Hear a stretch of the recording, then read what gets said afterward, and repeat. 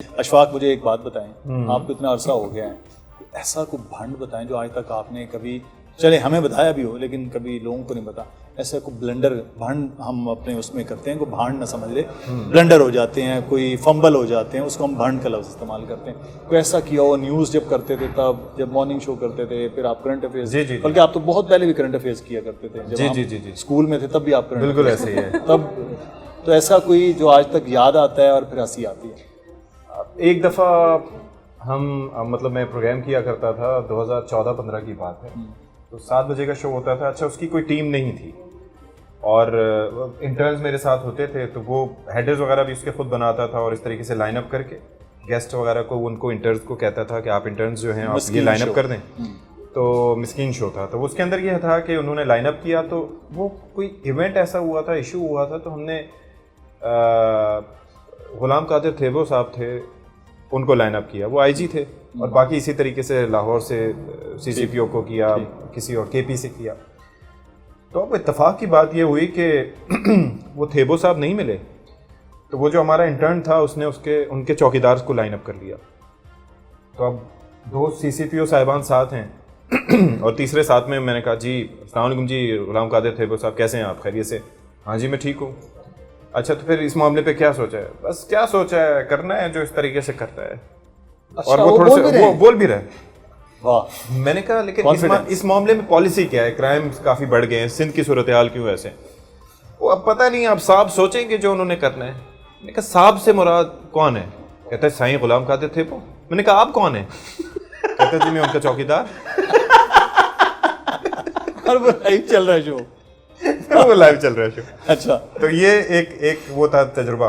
दूसरा भी रिसेंटली ये हुआ कि इफ्तार के बाद आप अमूमन जो है वो, मुझे लगता है कि एनर्जी काफ़ी डिप हो जाती है और उसके अंदर आपको नहीं, इफ्तार के बाद असल में शुगर लेवल हाई होता है, तो हमें बिल्कुल वो नींद आती है, तो ड्राउजी हो जाता है बंदा। तो अब ये है कि मैं बैठा हूँ और हमारी रिकॉर्डिंग चल रही है, तो हमारे साथ गेस्ट सामने बैठे हुए हैं और उन गेस्ट ऐसे हैं कि वो डॉक्टर अफनान साहब, उनसे ताल्लुक भी काफ़ी अच्छा है। तो अब ये है कि मैं बात करते करते उनका नाम भूल गया। अब मैं पेपर ढूंढ रहा हूँ कि नाम क्या है इनका।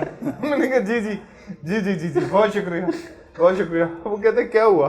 कहते हैं, मैंने कहा यार मैं नाम भूल गया। कहते हैं तुम्हें पता नहीं चला, मेरी भी आंख लग गई थी। तो ये रमजान के फ्यूज बरकरार है कि फौरन अगर रिकॉर्डिंग हो आपकी तो ये मसाइल होते हैं। आपका छोटा टाइम स्पैन है कि इसमें अभी 1 साल में कोई ऐसा वाकया जो उसको याद करते तो हंसी भी आ जाती है? मुझे बहुत हंसी आती है क्योंकि एक दफ़ा एक गेस्ट का नाम मैं गलत प्रोनाउंस कर रही थी और मेरे प्रोड्यूसर साहब मुझे बता नहीं रहे थे कि भाई आप गलत नाम ले रही हैं। नहीं बता रहे? He was so kind। या शायद प्रोड्यूसर साहब को नहीं पता होगा। तो गेस्ट वो सो काइंड कि वो मेरे उस पर मुझे रिस्पॉन्ड बैक करते रहे और बाद में जब मुझे चैनल से किसी ने बताया कि मुहतरमा आप नाम गलत ले रही थी, तो इतनी एम्बैरेसमेंट हुई क्योंकि वो नाम का मतलब ही कुछ और बन रहा था। अब मैं पता नहीं टीवी पे कह सकती हूँ नहीं, वो बप्पी साहब थे, बप्पी साहब थे, मुझे पप्पी बोल रही थी। बस बप्पी का वो मुझे शो याद है। तो मुझे कोई अल्लाह का बंदा मुझे बताया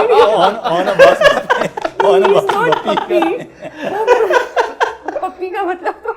वो फिर बाद में उसको हमने शायद एडिट किया, लेकिन वो एक शख्सियत हुआ करती थी कराची में, बड़ी मशहूर मारूफ, आजकल उन पे पाबंदी है, तो वो इसी तरह से कुछ कहा करते थे। वो भी हमारी दोस्त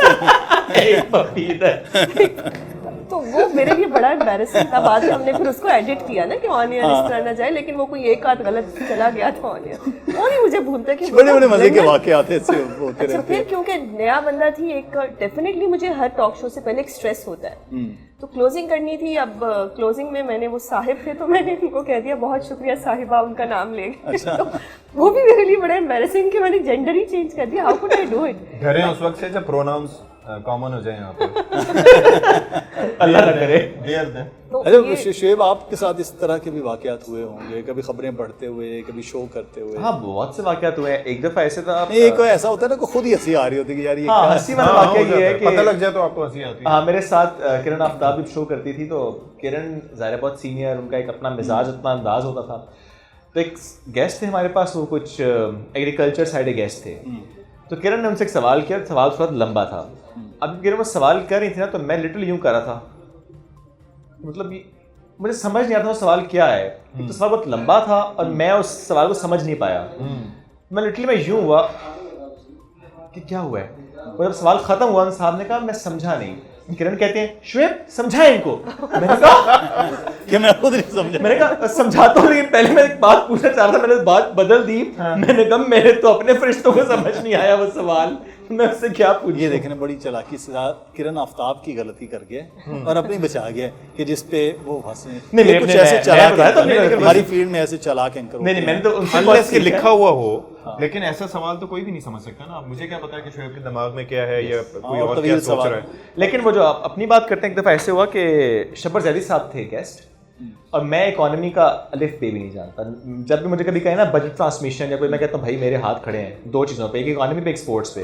मैं नहीं करना, मुझसे नहीं होगा। सो उस दिन हुआ ये कि उससे again Kiran was on off, तो मैं अकेला ही था। शब्बर जैदी थे लाइन पे, रमज़ान की ही ट्रांसमिशन थी वो। और अब मेरे डायरेक्टर न्यूज़ ने मुझे एक सवाल बताना शुरू किया। मेरी प्रैक्टिस ऐसी थी कि जब इकोनॉमी आती है ना, तो मैं फिर वेट नहीं करता कि सवाल पूरा आएगा, मैं सुनूंगा और करूँगा। वो सवाल आ रहा है, मैं कर रहा हूँ। जैसे जैसे सवाल आ रहा है मैं कर रहा हूँ, आधे सवाल के बाद लैश बंद हो गया। अच्छा। और I was in the middle of nowhere, ना मुझे पता है मैंने उस सवाल को कंप्लीट कैसे करना। और शब्बर साहब ऐसे और शब्बर साहब ने जो मेरे साथ किया था, लिटरली ब्रेक में मेरे आंसू निकल आए थे। लिटरली उन्होंने जो किया था मेरे साथ। हमारे पास 2-3 और हमारे सीनियर है, वो हमारे एंकर्स के साथ यही बल्कि एक याद आ गया, एक और मैं शो किया करता था, मिड डे के नाम से होता था। उसके अंदर ये हुआ कि हमारे साथ आए फैसल रजा अब्दी साहब थे, तो वो कोई बात कर रहे, तो उन्हें लंबी बात करने की आदत हुआ करती थी। तो उन्होंने किसी चीज़ पे कहा कि बात भूले जा रहे हैं। मैंने कहा एक सेकंड मैं ये ऐड करना चाहूँ। नहीं, अभी आप रुक जाएं, मेरी बात कंप्लीट होगी फिर आप बोलेंगे। तो बोलते रहे। उसके बाद कहा हाँ अब आप पूछें, आपने क्या पूछना है। मैंने कहा बहुत शुक्रिया आपका फैसले साहब। अच्छा, मैं आप लोगों को देखते हैं और बहुत से जब हम यूनिवर्सिटीज़ वगैरह में जाते हैं, अभी भी कुछ बच्चे जो हैं वो हैं ऐसे कि जिनको शौक है कि एंकर बनना है। अदरवाइज तो बहुत से लोग खुद ही एंकर बन यूट्यूबर हैं, टिकटॉकर हो गए हैं, और बड़ा अच्छा काम करते हैं और लिटरली बहुत अच्छा काम करते हैं वो लोग। मैं डिसएग्री करूंगा दूसरे यहाँ पे थोड़ा सा, बिकॉज देखिए हम अक्सर ये बात करते हैं ना सोशल मीडिया के, सबके पास एक प्लेटफॉर्म है, जो चाहे वहाँ पे एंकर बन सकते हैं, जो चाहे कंटेंट कर सकते हैं। मुझे लगता है कि स्टिल जो मेन स्ट्रीम के लोग हैं, मैं इसलिए नहीं कह रहा कि हम सब मेन स्ट्रीम के लोग यहाँ पे बैठे हैं, वो चेक एंड बैलेंस, वो जो रूट्स हैं ना, हम उससे पॉलिश होके आए हैं। हमें पता है कौन सा लफ्ज़ इस्तेमाल करना है, वो जुमला मालूम है, किससे क्या बात करनी है मालूम है, क्या नहीं कहना, वहाँ पे अनफिल्टर्ड है ना। मैं इसीलिए ये कह रहा हूँ कि कुछ लोग प्रोफेशनल बनना चाहते हैं ना, तो क्या अभी भी इस फील्ड में आप समझते हैं कि इतनी जगह है और उनको आना चाहिए?